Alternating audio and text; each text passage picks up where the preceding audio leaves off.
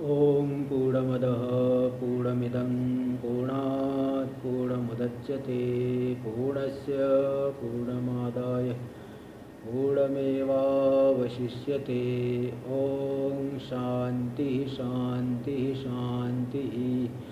शंकरं शंकराचार्यं केशवं बादरायणं सूत्रभाष्य कृतौ वन्दे भगवन्तौ पुनः पुनः। ईश्वरो गुरुरात्मेति मूर्तिभेदविभागिने व्योमवद्व्याप्तदेहाय दक्षिणामूर्तये नमः। ओम शांति शांति शांति। वेदांत के प्रकरण ग्रंथ विवेक चूड़ामणि पर विचार हम लोग कर रहे हैं, इसकी टीका के आधार पर, जो कि श्रृंगेरी मठ के शंकराचार्य जी के द्वारा विरचित है। इसमें हम अष्टम श्लोक का उच्चारण किए थे, अतो विमुक्ते प्रयतेत विद्वान। इसीलिए किस लिए 3 कारण बताए, क्योंकि मनुष्य जन्म बहुत जन्मों में अर्जित पुण्य से मिलता है, और दूसरा कारण यह है कि स्वार्थ में जो है प्रमाद नहीं करना चाहिए कोई भी बुद्धिमान पुरुष को। और तीसरा कारण है आत्यंतिक दुख की निवृत्ति और निरतिशय सुख की प्राप्ति रूपी मोक्ष बिना ज्ञान के हो नहीं सकती, है ना। ज्ञान प्राप्त कर लिया मनुष्य जन्म सफल हो जाएगा। इसलिए इन 3 कारणों से विमुक्ति के लिए प्रयतेत विद्वान यत्न करे। यत्न करने का तरीका क्या है? बोल दिए कि बाह्य विषयों में सुख की तृष्णा को छोड़ करके, सुख की वांछा को छोड़ करके यत्न करे। संतम महानतम समुपेत्य देशिकम। जो संत है, महान है, देशिक उपदेष्टा गुरु है, उनसे जो है उपदिष्ट अर्थ में समाहित अंतःकरण वाला हो करके जो है वह प्रयत्न करे। ये हम लोग टीका में देखेंगे।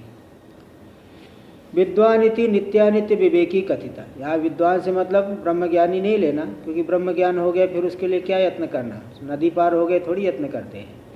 इसलिए विद्वान से लेना है नित्यानित्य विवेकी। तो जैसे गीता में भी आए ही संस्पर्शजा भोगा दुख योन एवते आद्यंतवंतः कौन्तेय न तेषु रमते बुधः। जो इंद्रिय और विषयों के संबंध से होने वाले भोग है वो दुख योनय हो, तो दुख के योनि है, दुख के ही कारण है, दुख ही देने वाले। आद्यंतवंत वो उत्पन्न होने वाले, विनाश होने वाले, क्षणिक सुख है, इसलिए न तेषु रमते बुध। ये कौन्ते कुंती नन। इसलिए जो विद्वा विवेकी पुरुष है विषयजन्य पराधीन सुखों में रमण नहीं करता।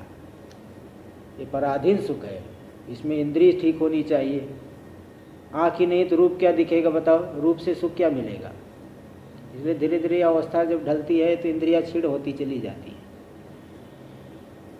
एक ये पराधीनता हो जाती। दूसरी बात, विषय का लाभ होना चाहिए। विषय नहीं है तो भी इंद्रिय ठीक होने पर भी, जैसे कोई बहुत गरीब है, खाने को लाले पड़ रहे हैं, नाना प्रकार के लोगों से मदद की गुहार लगाएगा, ये दे दो ये दे दो, सब तिरस्कार करते हैं। आदमी स्वस्थ होने पर भी बहुत दुखी होता है। इसलिए विषय सुख की ज़्यादा अगर अभिलाषा न रखे तो व्यक्ति सुखी रहता है। और तीसरा दोष बता दिया कि उसे वासनाएं बढ़ेंगी और शरीर आदि क्षीण होते चले जाएगा।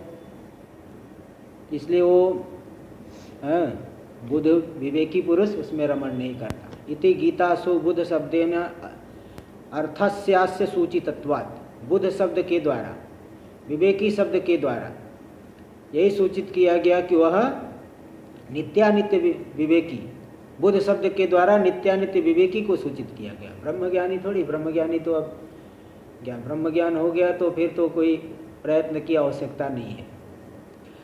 वैषयिक सुख से नित्यत्व द्योतयति बाह्यार्थ। बाह्यार्थ सुख स्पृह सन। बाह्य विषयों में सुख की स्पृहा, इच्छा, उसका संन्यास करके, उस इच्छा का परित्याग कर, संन्यस्था बाह्यार्थ सुख स्पृहा येन। ये सब आगे दिखाएंगे समाज विग्रह। तो बाह्यार्थ विषयिक सुख है वो अनित्य है, क्योंकि अगर वही नित्य सुख होता तो विषयों के ज्ञान से ही, विषयों के सुख से ही हम सुखी हो जाते।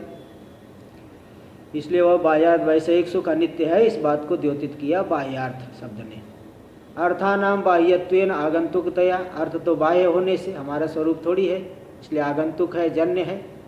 सार्वधिकत्वा भावा, तो सार्वधिक नहीं, सदा तीनों कालों में रहने वाले नहीं है, इसलिए प्रयोज्य सुखाविर्भाव से आपी तादृशत्व, उस जो है उससे प्रयोज्य जो विषय सुख का आविर्भाव वह भी सर्वदा नहीं होगा। इति अतो विवेकिना पुरुष धौरेण, विवेकी जो पुरुष धौरेय, धौरेय यानी श्रेष्ठ, वह जो पुरुषों में श्रेष्ठ है, तत्र स्पृहा त्यक्तव्या, उस विषय सुख की इच्छा को उसको त्याग देना चाहिए। बाह्यार्थ सुख स्पृहा, सुख स्पृहा संन्यस्ता, अच्छा त्यक्तव्या, त्यक्तव्या, तादृशत्व, तो आगंतुकतया सार्वधिकत्व अभाव, तत्प्रयोज्य सुखाविर्भाव से अपनी तादृशत्व। बाह्यार्थ विषय अनित्य है, इसलिए उससे मिलने वाला सुख भी अनित्य ही है, उससे तत्प्रयुक्त सुख भी अनित्य ही है। इसलिए विवेकी पुरुष जो श्रेष्ठ है उस सुख को छोड़ना चाहिए, सुख की इच्छा को छोड़ना चाहिए, सुख को नहीं, सुख की इच्छा को छोड़ना चाहिए। इति प्रयत्न प्रकारम प्रथमम आह, इसलिए सबसे पहला प्रयत्न क्या करना है? बाह्य विषयों से सुख की स्पृहा को छोड़ने के लिए सबसे पहला प्रयत्न क्या करोगे, है ना? तो बता दिए कि संन्यस्त बाह्यार्थ सुख स्पृहा सन, बाह्यार्थ विषय सुख की स्पृहा को परित्याग कर दो, है ना, संन्यास कर दो। तो बाह्याश्चते अर्थास्य बाह्यार्थाः,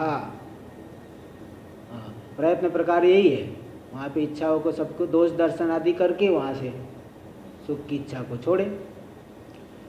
बाह्याश्चते अर्थास्य बाह्यार्था, तैः सुखम, बाह्यार्थ सुखम, बाह्य विषयों से होने वाला जो सुख है, तस्मिन् स्पृहा, बाह्यार्थ सुख स्पृहा संन्यस्ता येन, उसका जिसने संन्यास कर दिया। इति ऐहिका मुस्मिक फल भोग विरागः कथितः, इस शब्द के द्वारा क्या बता दिया कि इस लोक में होने वाले जो विषय भोग, इस लोक में क्या है? स्रक चंदन वनिता, किसी ने जो है माला पहना दिया, किसी ने चंदन लगा दिया, है ना, कोई धन संपत्ति मिल गई, कोई जो है और उत्कृष्ट विषय मिल गए। वनिता, वनिता ने स्त्री, पुरुष के लिए स्त्री, स्त्री को पुरुष, मनोवांछित स्त्री मिल गई, स्त्री को मनोवांछित पुरुष मिल गया, उससे होने वाला सुख है, उसमें दोष देखना चाहिए, क्योंकि ये तो सभी जानते हैं कोई क्षणिक सुख है, कोई जो है छुपी हुई बात नहीं है ना, ये तो एकदम प्रसिद्ध है लोक में, वो सुख क्षणिक सुख है, ये तो हर जगह शास्त्रों में आया है, क्षणिक सुख है। इसलिए उस क्षणिक सुख की इच्छा को छोड़ना चाहिए, उससे नाना प्रकार की हानि होती है, इसलिए उसकी इच्छा को परित्याग करें। गृहस्थों के लिए भी इसीलिए जगह जगह आता है कि संयम पूर्ण जीवन, संयम से जीवन नहीं बिताएंगे तो तृष्णा ही बढ़ती जाएगी, वृद्धावस्था तक वो तृष्णा परेशान करेगी, मरण काल तक वो तृष्णा जो है, इसलिए तृष्णा न जीर्णा वयमेव जीर्णा, तृष्णा नहीं मिटी, मैं ही मिट गया, तो इसलिए वो छोड़ना चाहिए वहाँ से। तो यहाँ पे ऐहिक आमुष्मिक, ये तो इस लोक में होने वाले कुछ भोग और परलोक में होने वाले स्वर्ग ब्रह्माल, ब्रह्मलोक में, वहाँ स्वर्गलोक में अमृत पान अप्सरा भोग, वहाँ के दिव्य भोग, अरे वो सब भी एकदम तुच्छ ही है ना, क्योंकि जो विनाशी जो वस्तु छूटने वाली है उसमें तो है उत्कृष्टता का दर्शन कैसे करें हम, और उत्कृष्ट कैसे हो, जिससे आपका वियोग होने वाला है वह उत्कृष्ट कैसे हो सकता है? कोई उत्कृष्ट वस्तु का आपसे वियोग हो जाए कितना दुख देता है, इसलिए वह सुख भी कोई दुख रूप ही है, वो तो दुख ही मानो। तो इसलिए यहाँ पे ऐहिक आमुष्मिक, इस लोक में होने वाले जो फल भोग, विषय भोग से सुख आदि, और परलोक में होने वाले विषय भोग से सुख आदि, वहाँ से विराग, फल भोग से विराग जो है कह दिया गया। बाह्यार्थ सुख स्पृह सन, इस स्पृह संन्यस्त बाह्यार्थ सुख स्पृह, इस अधिकारी के विशेषण के द्वारा, विद्वान के विशेषण के द्वारा, तेन श्रुति स्मृत्युक्त कर्मणाम निष्कामानुष्ठानेन, हाँ, इसलिए जो है यहाँ पे ऐसा अधिकारी किस प्रकार हो पाएगा, कौन ऐसा अधिकारी होगा जो बाह्य विषयों की सुख की स्पृहा को छोड़ देगा। तो बोले इस विशेषण के द्वारा यही सिद्ध हो रहा है कि श्रुति स्मृति में कहे गए कर्मों के द्वारा शास्त्र विहित कर्मों का अनुष्ठान करके किस तरह से निष्कामानुष्ठान न कामना से रहित होकर के उसका अनुष्ठान करेगा तो निर्मल नितांत निर्मलीकृत स्वांतत्वम उक्त प्राय, पूरी तरह से जिसका स्वांत यानी अंतःकरण निर्मल हो गया है। तो शुभ कर्मों का अनुष्ठान निष्काम भाव से शुभ कर्मों का अनुष्ठान करने से जिसका अंतःकरण पूरी तरह से जो है शुद्ध हो गया, ये इस विशेषण के द्वारा सिद्ध हो गया है ना भाई। जब वैराग्य होगा तभी तो वहाँ से स्पृहा को छोड़ेगा, स्पृहा तभी छोड़ेगा। कहीं से विरक्त है आप तो वहाँ आसक्त नहीं होंगे, किसी ने आपको धोखा दे दिया वहाँ से आप दूर ही रहते हैं। इस तरह से ये बातें तो स्वयं कह दी गई। अविवेकिनः विषय लंपटस्य अस्तित्वम अपि दुर्लभम, जो अविवेकी देखो अब वो पुरुष कहाँ जाएगा, संत के पास जो सदरूप है। तो सदरूप है, संत है, संत सत सन सत सत एक प्रातिपदिक होता है, उसका द्वितीय एक वचन में रूप बनेगा संतम, जो सदरूप है। तो यहाँ पे सत सत प्रातिपदिक से बने, सद नहीं सत, तो संतम बनेगा। तो जो अविवेकी है विषय लंपट है उसका तो अस्तित्व भी दुर्लभ है, वो तो पतन में जाएगा। भाई वो अस्तित्व भी कोई अस्तित्व है क्या? ऐसा पाप कर्म कर रहे हैं, बड़े बड़े लोग देखता हूँ चोरी चमारी कर रहे हैं, बाद में मुठभेड़ में मारे जाते हैं पुरुष। हाँ, पूरे एनकाउंटर में मारे गए, अब बताओ जानवरों की तरह मार करके घसीट करके ले जा रहे हैं। इसलिए ऐसे लोगों का अस्तित्व भी दुर्लभ है। इस बात को सूचित करे सन संतम, जो संतम में सन प्रथमा एक वचन में सन बनता है, तो संतम सन शब्द के द्वारा ये सूचित कर रहे हैं। आचार्यवान पुरुषो वेद आचार्या दैव विद्या विदिता साधिष्टम प्रापत, आचार्यवान पुरुष ही उस तत्व को जान सकता है। आचार्य से विदित विद्या ही साधकतम होती है, साधकतमता को प्राप्त करती है, कार्य की सिद्धि करती है। विधिवत परंपरा से अगर विद्या लिया है तो अभिष्ट फल का साधन करेगी। और जहाँ कहाँ से सीख लिया, जहाँ कहीं से भी सीख लिया, ऐसी विद्या जो है काम नहीं देती। इसलिए अच्छे जैसे डॉक्टर, कोई बीमारी हुई, अच्छे डॉक्टर के पास जा कर के दवाई लिए तो ये रहता है, गारंटी रहता है ठीक हो जाएगा, प्राय करके रहता है। और ऐसे कैसे किसी से भी ले लिए झोला छाप डॉक्टर से, तो मरने का भी खतरा पैदा हो सकता है, मरने का भी खतरा खतरा कर देता है। इसलिए आचार्य जो है, जो शास्त्र आचार्य कहते हैं, जो शास्त्र को अपने जीवन में उतारा हुआ, जिसका जीवन शास्त्रीय हो। ऐसा नहीं कि उपदेश तो बहुत अच्छा दे रहे हैं लेकिन खुद तुम्हारे अंदर है नहीं, लालायित घूम रहे हो। इसलिए उसका लक्षण आचिनोति च शास्त्रार्थान आचार्य स्थापयत्यपि स्वयं आचरते तस्माद् आचार्य इतीर्यते, जो शास्त्र में कहे गए अर्थों का चयन करते रहता है। हाँ, आचार में उसको स्थापित करता है, आचरण में लाता है, शास्त्र में कही गई बातों को आचरण में लाता है, क्योंकि वह स्वयं आचरण करता है, इसीलिए उसे आचार्य कहते हैं। तो जो आचार्यवान है, ऐसे उत्तम गुरु वाला पुरुष, मातृमान पुरुषो वेद, पितृमान पुरुषो वेद, आचार्यवान पुरुषो वेद। कोई ये शंका कर सकता है कि महाराज जी गुरु तो चोरों को के भी हो सकते हैं, चोरों के गुरु नहीं रहते क्या? उनका गुरु भी चोर ही रहता है। इसलिए यहाँ आचार्यवान से मतलब है प्रशस्त आचार्य वाला।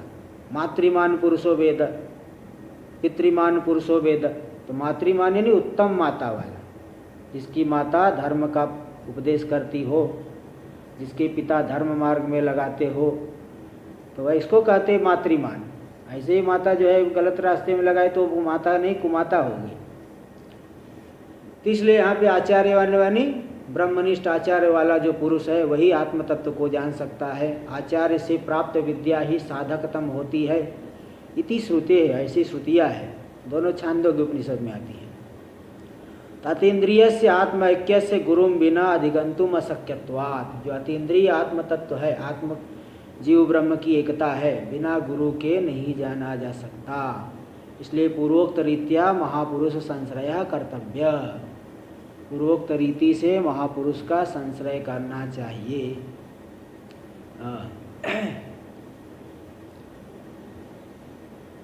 तो ऐसे महापुरुष के पास जाए। इत्याह संतम, संत के पास जाए। संत देखो अस्ति इति सन, जो है यानी जो सदरूप है, सदरूप है। सत्वम त्रिकाला बाध्यत्वम, त्रिकाला बाध्य है। बोले त्रिकाला बाध्य कैसे है? शरीर तो उनका नष्ट होता होगा। अरे भाई, उनकी अहंता शरीर में थोड़ी केंद्रित है, उनकी अहंता तो व्यापक रूप में केंद्रित है। वो अपने आप को व्यापक ब्रह्म रूप मानते हैं। इसलिए कह दिया अस्ति सन, अस्ति ब्रह्मेति चेद वेद संतमेनम ततो विदुहु। ब्रह्म है, ब्रह्म की सत्ता को स्वीकार कर लिया, उसे संत कह दिया जाता है। जो परमात्मा की सत्ता को मानते हैं वो पर हाँ, और फिर बाद में साधना करके, पहले जब मानोगे तब जो है साधना करके प्राप्त करोगे। कठोपनिषद में अस्तित्वोपलब्धव्यस अस्तित्वोपलब्धव्यस तत्वभावेन चो भयो। अस्तित्वोपलब्धस्य तत्वभाव प्रसिद्धति। पहले अस्थि करके जानेगा, तब तत्वभाव से प्रयत्न करके तात्विक रूप से जान सकता है। परमात्मा है ऐसा जानेगा, तब उसको प्राप्त करने के लिए प्रयत्न करके उन्हें प्राप्त करेगी। और जिसके यही बुद्धि नहीं, परमात्मा नहीं है, वो कहाँ से प्राप्त करेगी? इसलिए पहले तो अस्थि इस रूप से जानना चाहिए, परमात्मा है। एक परमात्मा ही हमारी सांसों को चला रहा है, पूरे जगत का नियमन कर रहे हैं। तो ऐसा एकदम दृढ़ निश्चय करें और फिर उसकी प्राप्ति के लिए श्रद्धा से लगे, तो तात्विक तत्व भावेन, तात्विक रूप से जान जाएंगे।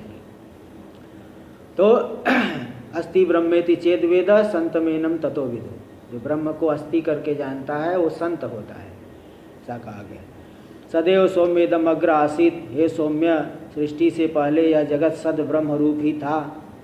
परमात्मा तीनों कालों में रहता है। यो वै भूमा तद अमृतम। जो भूमा व्यापक तत्व है वह अमृत रूप है। अतो अन्यदार्थम, उससे भिन्न जो है वो विनाशी है। जो परिच्छिन्न है वो विनाशी होता है। कोई भी परिच्छिन्न वस्तु देखो हमेशा रहेगी क्या? विनाशी होती है। सत्यम ज्ञानम अनंतम ब्रह्म। परमात्मा जो सत्य रूप है, त्रिकाला बाध्य है, ज्ञान स्वरूप है, जड़ नहीं है, अनंत है, व्यापक है, तीन प्रकार के परिच्छेद से रहित है। ना सतो विद्यते भाव, ना भावो विद्यते सतः। उभयोरपि दृष्टोन्तस त्वनयोस तत्वदर्शी भी। असत की सत्ता नहीं है और सत का अभाव विद्यमान नहीं है। ये दोनों का ही निर्णय तत्व ज्ञानियों के द्वारा किया गया है। क्या निर्णय कर लिए? सद सद ही है, असद असद ही है। जो सद है वो सद ही है, वो कभी उसका अभाव नहीं होता। और असद वस्तु असद ही है। ये दोनों निर्णय विवेकियों ने कर दिया है। इत्यादि श्रुति स्मृतिभ्यः कालत्रया बाध्यत्व रूप अस्तित्वस्य ब्रह्मण्येव सत्वात्। तीन श्रुतियों स्मृतियों से यही सिद्ध होता है कि तीनों कालों में जिसका बाध नहीं होगा, ऐसा जो अस्तित्व है, सत्ता है, त्रिकाला बाध्य सत्ता, ये ब्रह्म में ही संभव है, अन्य में संभव नहीं है। तो ऐसे गुरु के पास जाए। और एक विशेषण दिए गुरु का, देशिक। देशिक यानी उपदेष्टा, तत्व ज्ञान का उपदेश करने वाले, ज्ञान के वितरण करने में उदार जो हो, अधिकारी को देख करके वितरण करने में उदार हो, है ना। देखो, एक तो सामान्य नियम अन्यत्र भी है, जितना ज्ञान को आप बांटोगे उतना ही बढ़ता है। धन को जितना बांटो अधिक से अधिक, वो भी बढ़ेगा, मतलब दोगे तो फिर आपके प्रारब्ध में है तो और आएगा।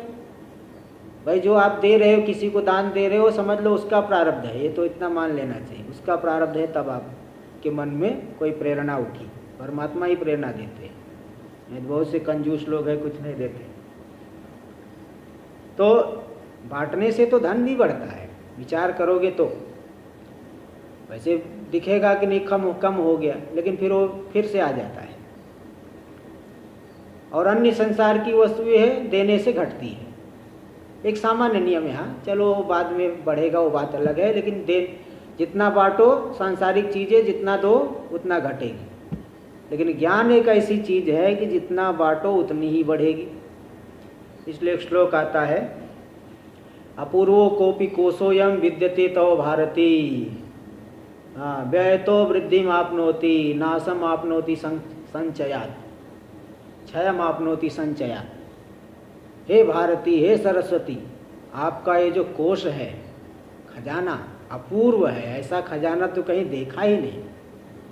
बताओ जितना ही व्यय करे, जितना ही बांटे उतना ही बढ़ता जाता है। विद्या जितना ही दो उतने ही बढ़ेगा। और नाशम आपनोति क्षयम आपनोति संचयात, संचय करने से छीड़ हो जाता है। तो इसलिए देशिक ज्ञान दान वितरण करने में जो उदार है अधिक, लेकिन अधिकारी को देख करके देंगे। ये तो आत्मविद्या हर एक को नहीं दिया जाता। तो देशिक होना चाहिए। तो देशिकस्य तथात्वम, देशिक में देशिक भी सदरूप है, उपदेष्टा गुरु, क्योंकि ब्रह्मविद ब्रह्मयो भवत इति श्रुत्या तद अभिन्नत्वात्। ये श्रुति ऐसा कह रही कि ब्रह्मवेत्ता ब्रह्म स्वरूप हो गए, इसलिए वो भी सदरूप है। ऐसे संत के पास, सदरूप महात्मा के पास जा करके तेन असद्भ्यो अनात्मभ्य सुतराम निवृत्ताभिमान रूपा ब्रह्मनिष्ठा सूचिता भवति। सदरूप है मतलब सद ब्रह्म के साथ तादात्म्य कर लिए है, मतलब असद मिथ्या पदार्थों से, अनात्म पदार्थों से जिनका अभिमान हट गया है। साधारण ज्ञान दशा में कोई भी व्यक्ति है, शरीर आदि में अभिमान होगा। मैं कहने से क्या, आप पुरुष है तो पुरुष भान होगा, स्त्री है तो स्त्री भान होगा, बालक है तो मैं बालक हूँ ऐसा भान होगा।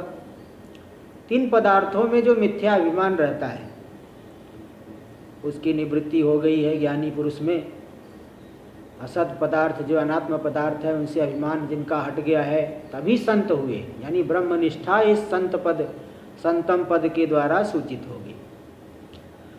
तो तद विज्ञानार्थम सगुरु में वा विगच्छित समित पाणी श्रोत्रियम ब्रह्मनिष्ठम। उस आत्म तत्व को जानने के लिए समित पाणी होकर के, हाथ में समिधा लेकर के, विधिवत श्रद्धा समर्पित बुद्धि लेकर के, समिधा लेकर के पहले इसलिए जाते थे कि वो समिधा एक द्योतक है, सूखी लकड़ी। इस बात की सूचना कर रही है कि जैसे इस सूखी लकड़ी में कोई थोड़ा भी गीलापन नहीं, थोड़ा भी जल का अंश नहीं है, इसी प्रकार संसार के पदार्थों के प्रति मेरी कोई वासना नहीं है। ते सूखी लकड़ी इस बात की द्योतक होती थी, समिधा, सूखा काष्ठ, सूखी लकड़ी ले जाते थे और सूखी लकड़ी गुरु आश्रम में काम में आ जाता था। लेकिन वो अपना यही बताने के लिए कि मैं जो है संसार से पूरी तरह से उदासीन हूँ, संसार से मेरी बुद्धि हट गई है। तो विधिवत जो है श्रोत्री, जो शास्त्र को जानने वाले हो, ब्रह्मनिष्ठ गुरु हो, उनके पास जाए। अनन्य प्रोक्ते गतिरत्य नास्त्री, अनन्य यानी अभेददर्शी आचार्य के द्वारा उपदेश दिए जाने पर अत्र यानी इस आत्मा में कोई संशय नहीं रह जाता। अथवा दूसरा अर्थ है अभिन्न आत्मा, हमसे अभिन्न जो आत्मा है उसका उपदेश जब तत्वज्ञानी पुरुष करेंगे, इसमें कोई असंभावना, विपरीत भावना नहीं रह जाती, वो तत्व को जान ही लेता है। नास्ति अड़िया तर्कम अड़ु प्रमाणात, अन्य कोई उपदेश करेगा तो नहीं जान पाए, क्योंकि यह तत्व अत्यंत सूक्ष्म है, अतर्क, तर्क का विषय नहीं। अड़ु प्रमाणात, अणु से भी अणुतर, सूक्ष्म से भी सूक्ष्म है। इसलिए इत्यादि श्रुतिभ्य तादृशादेव गुरु, तो जो अभेददर्शी ब्रह्मनिष्ठ गुरु है, ऐसे गुरु से संशय भावना आदि विरहित, संशय भावना, विपरीत भावना असंभावना इत्यादि दोषों से रहित शुद्धात्म बोधस्य संभवात। शुद्धात्म बोध जो है तत्वज्ञानी गुरु से ही संभव है। युक्तम ही एतत्, ये बात युक्त भी है। लोके भी अस्माभिरदृष्टो मार्ग, लोक में भी देखा गया है कि जो हमारे द्वारा जो मार्ग नहीं देखा गया है, तो दृष्ट तन मार्ग ही किल बोधनीय, तो जो उस मार्ग को जानता है, बद्रीनाथ जाना है, कहाँ से जाओ? अरे भाई यहाँ से बद्रीनाथ मार्ग को पकड़ो, यहाँ से श्रीनगर जाओगे, देवप्रयाग होते हुए श्रीनगर, श्रीनगर से रुद्रप्रयाग, हाँ रुद्रप्रयाग से फिर कर्णप्रयाग होते हुए, हाँ फिर आगे जोशीमठ ये सब होते हुए आप पहुंच जाओगे बद्रीनाथ, पांडुकेश्वर होते हुए बद्रीनाथ पहुंच जाओगे। तो जो दृष्ट तत्व मार्ग है, तन मार्ग है, जो उस मार्ग को नहीं देखा हुआ है, उससे मार्ग को पूछ करके जाएंगे तो लक्ष्य की प्राप्ति करते हैं, एक लौकिक गंतव्य की प्राप्ति करते। लोक में भी ये रीति है। इसी प्रकार स्वयं एवं कथनचित लब्धोपि, पूर्व जन्म में कोई साधना किए है, थोड़ा आत्मा का स्फुरण तो हुआ, तो भी संशय को दूर करने के लिए तो तत्वज्ञानियों के पास जाना पड़ेगा। दृष्ट तत्व किल निरसनीयो भवति, दृष्ट तत्व जिनको तत्व का साक्षात्कार है, दृष्टम तत्वम यही ते दृष्ट तत्वाहा तैहि दृष्ट तत्वैहि, जिन्होंने तत्व का दर्शन किया है उनके द्वारा ही संशय की निवृत्ति होगी। संदिग्ध नहीं होना चाहिए। ज्ञान जो है संदेह रूप होगा तो फल नहीं देता है। इसलिए स्वयं कथनचित पूर्व जन्म के प्रभाव से अगर लब्ध भी हो गया, आत्मा का बोध भी हुआ, तो भी संशय आदि होता है, तो ज्ञानियों के पास जाके संशय की निवृत्ति कर लेनी चाहिए। तत्र शुकजनक संवाद प्रमाणम, इसमें राजा जनक और सुखदेव जी का संवाद हुआ है, ये आता है। इसमें आया है कि जन्मांतर सुकृत परिपाक वसात, पूर्व जन्म के पुण्य के परिपाक से, बहुत पुण्य किए हैं, उसके परिपाक के बल से अंतःकरण शुद्ध हुआ, तो ज्ञात ज्ञेय तत्व को उन्होंने जाना। तो सुखदेव जी ने तत्व को जाना है ना, लेकिन संशय हो गया। पित्रानुशिष्टो, उनके पिताजी ने, वेदव्यास जी ने भी जो है उनको उपदेश दिया। महानुभविनो जनकस्य वैदेहस्य वचनात्, फिर जाकर तो भी उनका संशय दूर नहीं हुआ।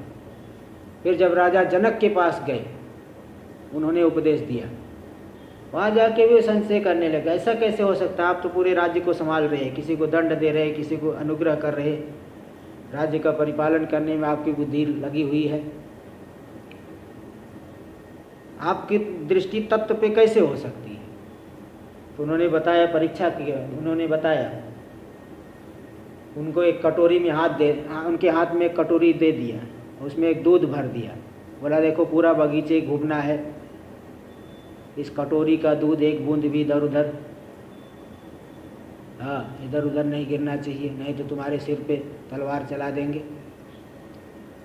तो गए, पूरे बगीचे में घूमे। अब घूम तो लिए पूरा बगीचा, लेकिन उनकी दृष्टि उसी कटोरी पे ही लगी रही, दूध की एक बूंद भी नहीं गिरने पाया। बोले देखो ऐसे ही मेरा व्यवहार है, राज्य करता हुआ दिख रहा हो, लेकिन मेरी दृष्टि तो तत्व में ही केंद्रित है। ऐसा परंपरा से सुना हूँ, अब शास्त्र में क्या दृष्टांत आया ये तो मालूम नहीं, लेकिन ऐसा कुछ महात्माओं के मुख से दृष्टांत सुना। तो पिता के द्वारा अनुशिष्ट हुए तो भी उनका संशय दूर नहीं हुआ, लेकिन जब महानुभाव जो आत्म तत्व का साक्षात्कार करने वाले राजा जनक के पास गए, वैदेहस्य वचनात्, उनके वचन से किला ब्रह्मणि विश्रांत मानसो अभूत शुक, ब्रह्म में उनकी दृष्टि केंद्रित हो गई, उनका मन केंद्रित हो गया। इति वासिष्ठाद, अच्छा योग वासिष्ठ में आया है, योग वासिष्ठादो स्मर्यते, योग वासिष्ठ में आई घटना आई है। तथा च सद्ब्रह्म रूप ब्रह्मा भिन्नत्वात् सदरूपत्वम देशिकस्य, इस तरह से सदरूप ब्रह्म से अभिन्न होने से वह जो देशिक गुरु है वह भी सदरूपी है। अतएव महत्वम, इसलिए वो महान है। क्यों? विवेचित पंचकोश पंचकत्वात्, क्योंकि उन्होंने पांचों कोशों से अपने आप का विवेचन कर लिया है। इसलिए अपरिच्छिन्नत्वम, परिच्छिन्न नहीं है, परिच्छिन्न शरीर आदि में उनकी आत्मबुद्धि नहीं है, इसलिए अपरिच्छिन्न है। अथवा यद्वा, एक दूसरा भी अर्थ देखिए, दूसरा अर्थ भी संभव है। हाँ, कि शास्त्रोक्त समस्त सद्गुण मंडितत्वम, महान है मतलब शास्त्र में कहे गए संपूर्ण सद्गुणों से मंडित है। मंडित यानी विभूषित, विभूषित है ऐसा ये समझ लो। दूसरा अर्थ ये भी हो सकता है महानतम का अर्थ, क्योंकि आगे कहा जाएगा श्रोत्रियो अभिजिनो काम हतो यो ब्रह्म विदुत्तम। गुरु कैसे है? श्रोत्री है, अवृजिन यानी निष्पाप, पाप का कोई संबंध नहीं, अकाम हत, कामनाओं से हत नहीं है, कामनाओं से हत होंगे तो भी विषयों की तरफ दौड़ेंगे। यो ब्रह्म विदुत्तम, ब्रह्म ज्ञानियों में जो श्रेष्ठ है। अहेतुक दया सिंधु, बिना किसी हेतु के, धन के लिए नहीं, ख्याति के लिए नहीं, बिना किसी हेतु से करुणा करने, करुणा के सागर है। बंधुरा नमताम सदा, जो नमन करने वाले हैं सज्जन लोगों, सन्मार्गी उनके बंधु है, उनके दुख को दूर करने वाले। कोई कहता है भाई ये नमन करने वाले के बंधु है, अन्य के बंधु क्यों नहीं है? वो तो बड़े पक्षपाती है। बात ऐसी है कि अगर जिस व्यक्ति में श्रद्धा न हो उसे उपदेश करो तो तिरस्कार करता है, जिसके अंदर श्रद्धा है वही उपदेश को ठीक ठीक ग्रहण करता है। एक उदाहरण सुना हो कि कोई व्यक्ति जो है मुफ्त में ही पहले दवाई बना के बेचते थे। लोग दवाई ले लेते थे, खाते ही नहीं थे, फेंक देते थे। तो उस व्यक्ति को मालूम पड़ा कि मेरी दवाई ये लोग खाते ही नहीं, तो पैसे से बेचने लगे। अब दवाई फायदा करती है, पैसे से बेचने लगे, अब लेना ही पड़ेगा लोगों को। अब पैसे से लेते हैं तो सब खाते हैं, मुफ्त में बेचते देते थे, कोई खा रहा है, कोई आधा खाया, कोई वैसे पूरा फेंक दिया, कोई पहले कीमत नहीं थी, और जब कीमत लगा दिए तब सब उसके कीमत करने लगे। और बिना कीमत के दे रहे तो कोई वैल्यू नहीं कर रहा है, सब फेंक दे रहे। ऐसे जिसके अंदर श्रद्धा है वही व्यक्ति जो है विद्या का सदुपयोग करेगा, विद्या को प्राप्त करके उसको जीवन में धारण करेगा, नहीं तो ऐसे ही जो है तिरस्कार कर देगा। इसलिए आनमताम, जो श्रद्धालु है, नमन करने वाले सज्जन हैं, उनके जो बंधु है। ब्रह्मण्युपरतः शांतो, ब्रह्म में जिनकी बुद्धि उपरत है, शांत है, ब्रह्म में विलीन चित्त वृत्ति वाला। निरिंधना इवानल, जैसे अनल अग्नि ईंधन से रहित हो गई तो एकदम चमकती रहती, धूम आदि से रहित, प्रदीप्त। इसी प्रकार ज्ञान दीप से जो प्रदीप्त है, ऐसे इत्यादि गुण जातम, इन गुणों से जो मंडित है, महान गुरु। और देशिक शिष्येभ्यो ज्ञानम दिशत इति देशिका, शिष्यों के लिए जो ज्ञान का उपदेश करने वाले हैं, ऐसे देशिक तम समुपेत्य यानी यथा विधि उपसद्य, ऐसे गुरु के पास विधिवत जा करके, शास्त्र कथित रीति से जा करके, है ना, विनम्रता से जो है शिष्य भाव से वहाँ जा करके, उपसद्य तेन गुरुना उपदिष्टो यो अर्थ, उन गुरु के द्वारा उपदिष्ट जो अर्थ है ब्रह्म रूप। क्या उपदेश करेंगे? विवाह कर लो जाके, ऐसा भी कह सकते, कोई ऐसा ज़्यादा विवाह का इच्छुक, लेकिन जो ये जो गया है ना, ये तो आत्म तत्व को जानने के लिए इसकी बात चल रही है।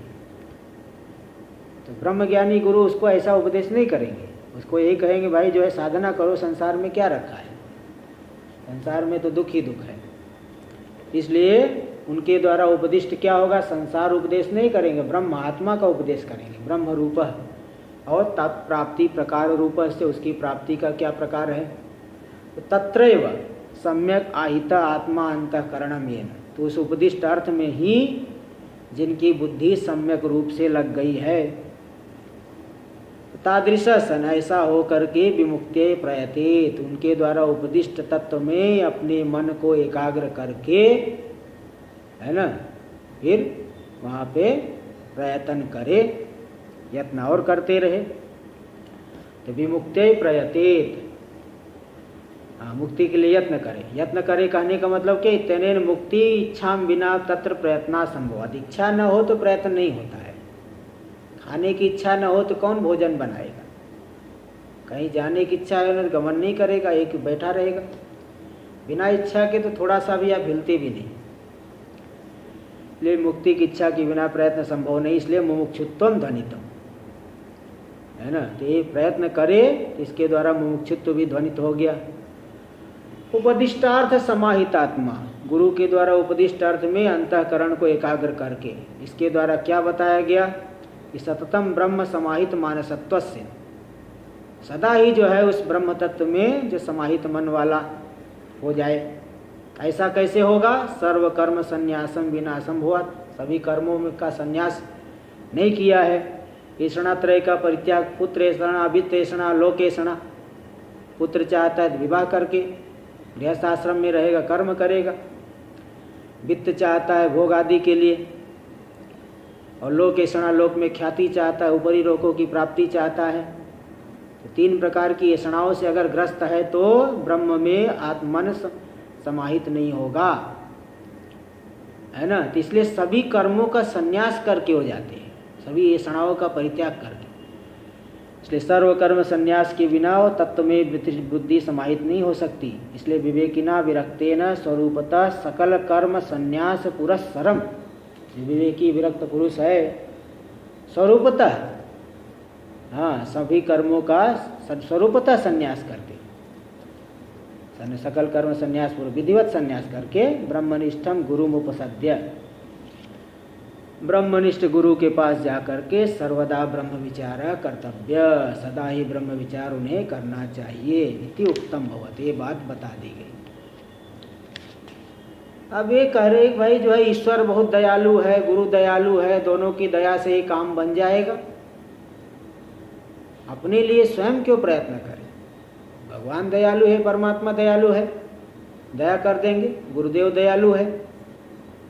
ऐसी आशंका होने पे अगले सूत्र में देखिए बता रहे हैं कि प्रयत्न हमको स्वयं करना पड़ेगा। उद्धरेदात्मनात्मानं मग्नं संसार वारिधौ योगारूढ़त्वमासाद्य सम्यक दर्शन निष्ठया आत्मानं सम्य संसार वारिधौ मग्नम आत्मानम, आत्मना सम्यक दर्शन निष्ठया योगारूढ़त्वम आसाद्य उद्धरेत। संसार सागर में डूबे हुए जो आत्मा है, संसार एक बहुत बड़ा सागर के समान दुस्तर है, पार करना कठिन है।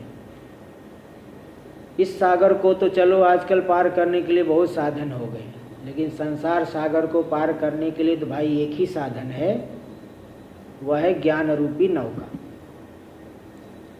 बिना ज्ञान रूपी नौका के संसार सागर को पार करना ये तो स्वप्न, उसको छोड़ करके पार कर लेना ये तो स्वप्न ही है, दिवा स्वप्न है।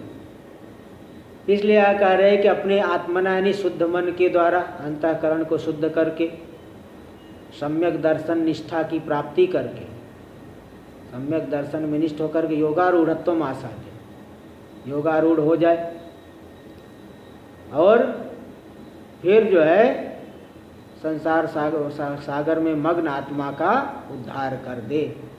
अथवा आत्मना का अर्थ शुद्ध स्वरूप, शुद्ध स्वरूप के द्वारा अपना उद्धार करे। अभी तक अपने आप को संसारी मानता था, शुद्ध स्वरूप के द्वारा अपना उद्धार करे, सम्यक दर्शन निष्ठा से योगारूढ़ता की प्राप्ति करे, योगारूढ़ हो जाए। जब कभी विषय सर्व सभ्य संपूर्ण संकल्पों का संन्यास कर देगा तो योगारूढ़ हो जाएगा। तो सम्यक दर्शन, अच्छा, योगारूढ़त्व को प्राप्त करके सम्यक दर्शन निष्ठा से अपना उद्धार करे, संसार सागर में मग्न अपना उद्धार करे। देखिए बता रहे हैं, संग्रहेण उक्तम अर्थम सप्तभी श्लोकर विवृणोति। संक्षेप में कहे गए अर्थ को, जो अभी 8वें श्लोक में अतो विमुक्ते प्रयतेत विद्वान, इस श्लोक में जो बात कहे संक्षेप में 7 श्लोकों में उसका विस्तार कर रहे। तत्र मुक्ति अर्थम क्रियमाण प्रयत्नस्य, मुक्ति के लिए जो प्रयत्न है, कहाँ तक प्रयत्न करना है? सम्यक दर्शन निष्ठा तक। इसलिए अन्वय करते समय वही करना, योगारूढ़त्वम आसाद्य सम्यक दर्शन निष्ठया आत्मानम उद्धरेत, संसार वारिधो मग्नौ आत्मानम आत्मना उद्धरेत। तो योगारूढ़त्व को पहले रखिए, सम्यक दर्शन निष्ठा को बाद में ही रखिए। तो मुक्ति के लिए जो प्रयत्न किया जाएगा, कब तक प्रयत्न करना है? जब तक सम्यक रूप से आत्मदर्शन में निष्ठा न हो जाए, निष्ठा पर्यंत यत्न करना है। भाई पहाड़ पे कब तक चढ़ना? जब तक चोटी ना आ जाए। चोटी से पहले ही फिसल गए तो फिर नीचे आ गए। ऐसे साधना करते रहे तो भी अंतिम में फिसल गए तो फिर वो भी जो है बेकार हो गया। इसलिए यहाँ वहाँ तक प्रयत्न कर रहे। तो मोक्ष साक्षात साधनम सम्यक दर्शन निष्ठा। मोक्ष का साक्षात साधन कौन है? सम्यक दर्शन निष्ठा, ज्ञान निष्ठा। और उसमें मुख्य हेतु है योगारूढ़ता, यानी पर वैराग्य। पर वैराग्य, योगारूढ़ यानी पर वैराग्य समझना। योगारूढ़ का अर्थ पर, श्रेष्ठ उत्तम वैराग्य है ना। यहाँ इस लोक पर लोक सर्वत्र वैराग्य। तो योगारूढ़त्व का यही अर्थ टीका में किए है। पर वैराग्य को प्राप्त करके सम्यक दर्शन निष्ठा से अपना उद्धार करें। तो पर वैराग अपर पर्याय योगारूढ़त्वम चाह अनेन श्लोके। पर वैराग्य जिसका दूसरा नाम है, ऐसे योगारूढ़ता को इस श्लोक के द्वारा बताते हैं। और गीता में भी आया है, यदा हीनेन्द्रियार्थेषु न कर्मस्वनुसज्जते सर्व संकल्प संन्यासी योगारूढ़स्तदोच्यते। जब कभी भी इंद्रियों के विषयों में सक्त नहीं होता, आसक्त नहीं होता, ये विषय मिले वो विषय मिले, सभी संकल्पों का संन्यास कर दिया, विषय कोई संकल्प नहीं उठ रहा है, तब योगारूढ़ हो गया पर वैराग्य। इस श्लोक से लेकर के ब्रह्मलोक पर्यंत विषय भोगों से वैराग्य, ये पर वैराग्य, तभी यही योगारूढ़ता। तो इति भगवद वचनात् पर वैराग्य पुरस्सर सम्यक दर्शन निष्ठैव। भगवान के वचन से यही सिद्ध हो रहा है कि पर वैराग्य पूर्वक सम्यक दर्शन निष्ठा ही संसाराब्धि पतित आत्मोद्धरणे हेतु, संसार सागर में पतित आत्मा के उद्धरण में हेतु है। पर वैराग्य होना चाहिए, इसके बाद ब्रह्मनिष्ठा आनी चाहिए, तभी संसार सागर से बाहर निकलेगा। संसार को सागर क्यों बताए, सागर की उपमा क्यों दिए हैं? इसके लिए देखिए एक श्लोक दे रहे हैं। क्लेशादि पंचक तरंग युक्तम ब्रह्माड्यम दारात्मजाप्त धनबंध बंधु झसाभियुक्तम और वा नलाभ निजरोष मनंग जालं संसार सागरमतीत्य हरिं ब्रजामी।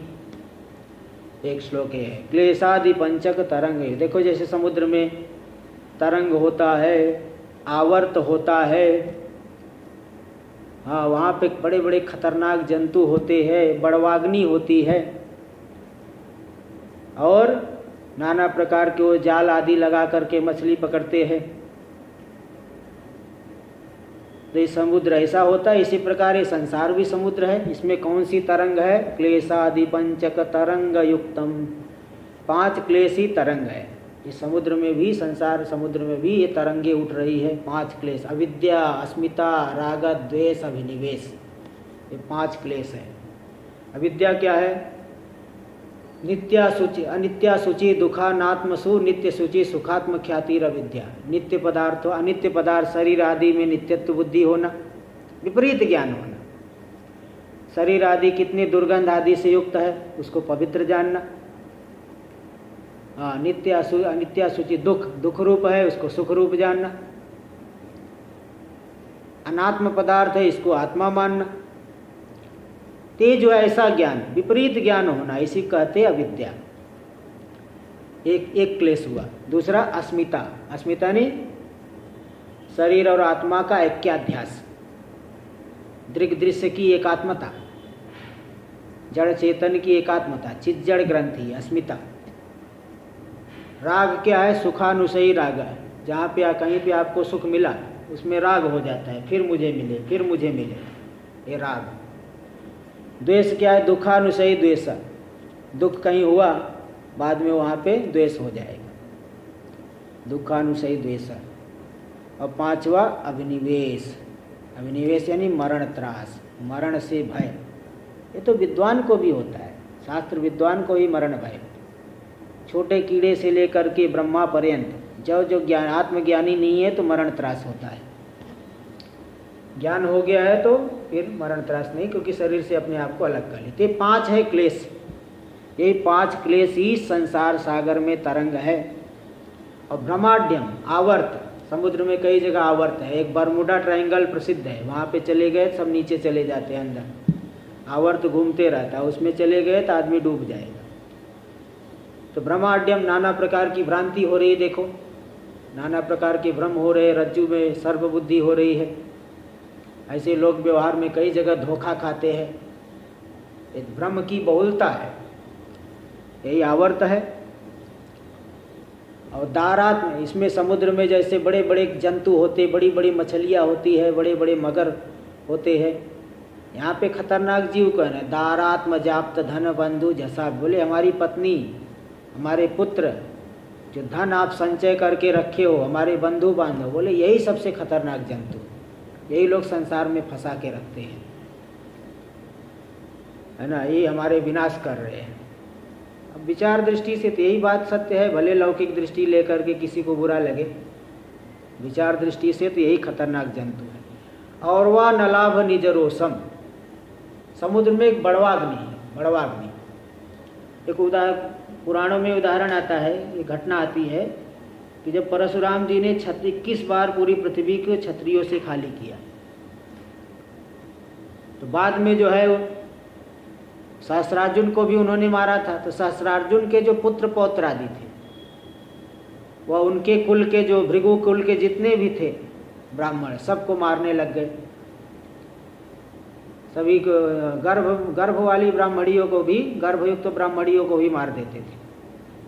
किंतु एक ब्राह्मणी ने अपने संतान को अपने जंघे में छुपा के रख लिया, जंघे में छुपा के रख लिया, बच गई कैसे भी।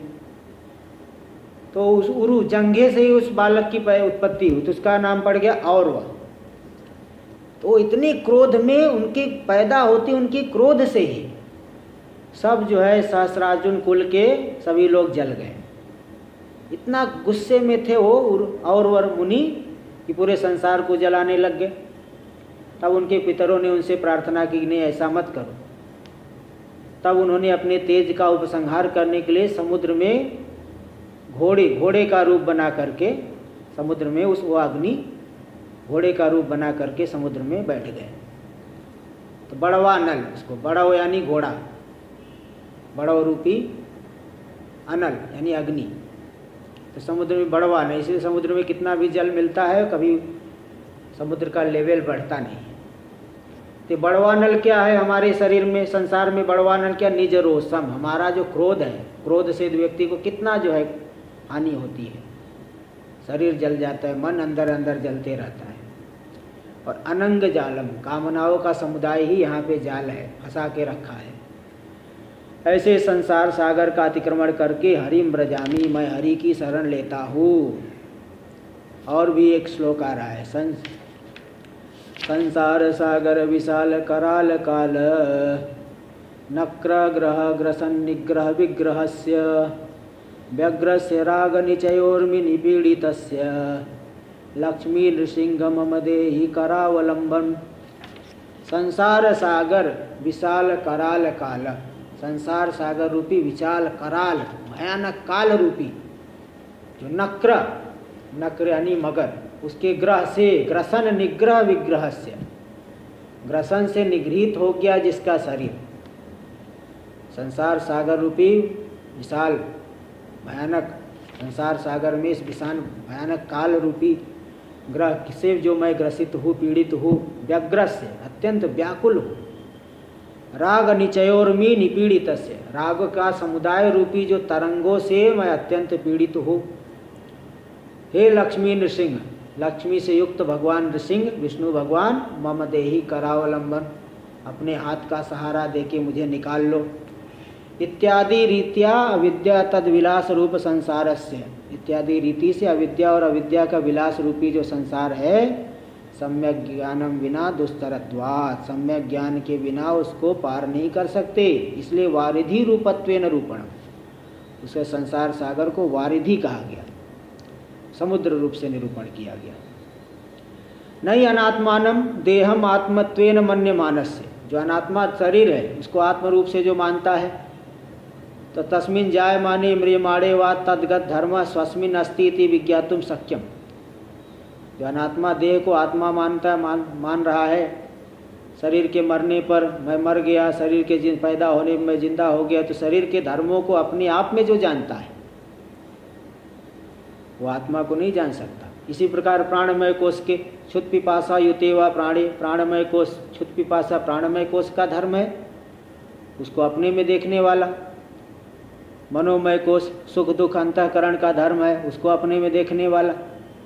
कभी आत्मा को नहीं जान सकता। सुखिनी दुखिनी व अंतःकरणे एवं अविद्यास्मिता रागद्वेषाभिनिवेशानाम संततत्वात्, अविद्यास्मिता रागद्वेष अभिनिवेश सतत ही चलते रहे।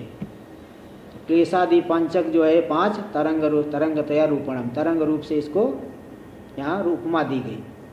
और ब्रह्म एवं ब्रह्म, यहाँ ब्रह्म ही भ्रांति ही ब्रह्म है, जैसे समुद्र में ब्रह्म आवर। अतस्मिन् तद्बुद्धि, जो जैसा नहीं उसमें वैसी बुद्धि हो जाना, ये ब्रह्म, यही ब्रह्म ही इस संसार समुद्र में आवर्त है। तद्बुद्धि रे आवर्त इत्यादि स्पष्ट, ये सब स्पष्ट है। अनादि अविद्यावसात, अनादि अविद्या से जीव क्या सोचता है, अज्ञ कर्ता मनुष्य हूँ, मैं अज्ञानी हूँ, कर्ता हूँ, मनुष्य हूँ इत्यादि रीत्या स्थूल सूक्ष्म कारण शरीरेषु अनात्मसु, स्थूल सूक्ष्म कारण शरीर जो कि अनात्मा है उसमें अहमिति स्वरूपा प्राप्त्या, मैं करके स्वरूप की प्राप्ति नहीं करके जो स्थित है, ऐसी स्थिति ही यानी शरीर आदि में जो डूबा हुआ है, शरीर आदि को मैं मानता है, यही हो गया संसार समुद्र में डूबना। संसार वारिधि मग्नत्वम असंग सच्चिदानंद रूपस्य आत्मना, असंग सच्चिदानंद रूप जो आत्मा है वही संसार सागर में ही डूब गया है, शरीर आदि में ही मैं करके स्थित है। तत्रापि सुसुप्तो संसारानुभवात्, संसाराननुभवात्, देखो उसमें भी सुसुप्ति दशा में संसार का अनुभव नहीं होता, इसलिए जब मन है तभी संसार का अनुभव।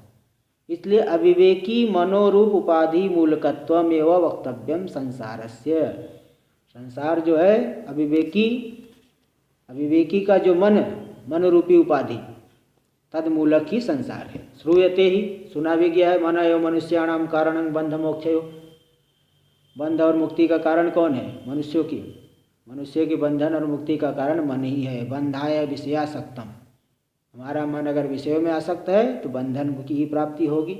और मुक्ते निर्विषयम मतम, मुक्ति के लिए निर्विषय मन, विषय संबंध से रहित मन मुक्ति के लिए समर्थ होता है। थी अतः विवेचन शून्य से मनसा शरीरादि संसक्तत्वम, विवेचन से रहित नित्यानित्य वस्तु के विवेक से रहित जो मन है, शरीर आदि में वह लगा हुआ है, संसक्त है।